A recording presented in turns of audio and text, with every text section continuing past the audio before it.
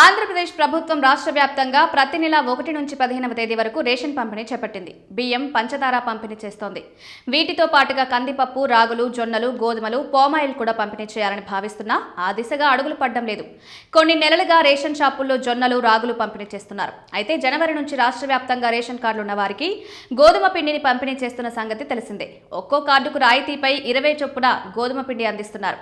ఈ నెలలో మరికొన్ని మున్సిపాలిటీలు, నగర పంచాయతీల్లో కూడా గోధుమ పిండిని పంపిణీ మొదలుపెట్టారు. ఈ మేరకు ఆయా జిల్లాల్లో ఈ నెల నుంచే గోధుమ పిండి అందిస్తున్నారు. జొన్నల విషయానికొస్తే గతంలో 1 కిలో బియ్యానికి బదులుగా కిలో జొన్నలు ఇచ్చేవారు.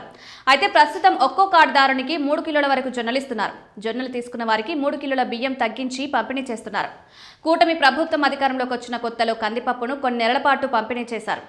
అయితే తర్వాత నుంచి కందిపప్పు సరఫరా ఆగిపోయింది. తూకాల్లో తేడా వచ్చిందని కందిపప్పు పంపిణీ నిలిపివేశారు. తర్వాత కొన్ని రేషన్ షాపుల్లో పంపిణీ చేశారు, కానీ పూర్తి స్థాయిలో ఎక్కడా జరగలేదు.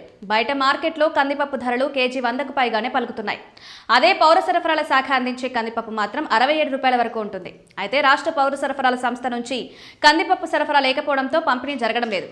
ఈ నెలలో కూడా కందిపప్పు రేషన్ షాపుల్లో అందుబాటులోకి రాలేదు. రేషన్ కార్డులున్న వారికి ఈసారి కూడా నిరాశ తప్పలేదు. ఏపీ ప్రభుత్వం ఇటీవల స్మార్ట్ రేషన్ కార్డులను పంపిణీ చేసిన సంగతి తెలిసిందే. ప్రస్తుతం ఈ కార్డుల ద్వారానే రేషన్ పంపిణీ చేస్తున్నారు.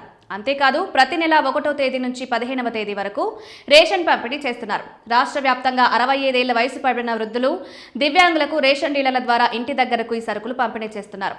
మిగిలిన వారు రేషన్ షాపుల దగ్గరకు వెళ్లి సరుకులు తెచ్చుకోవాల్సిందే.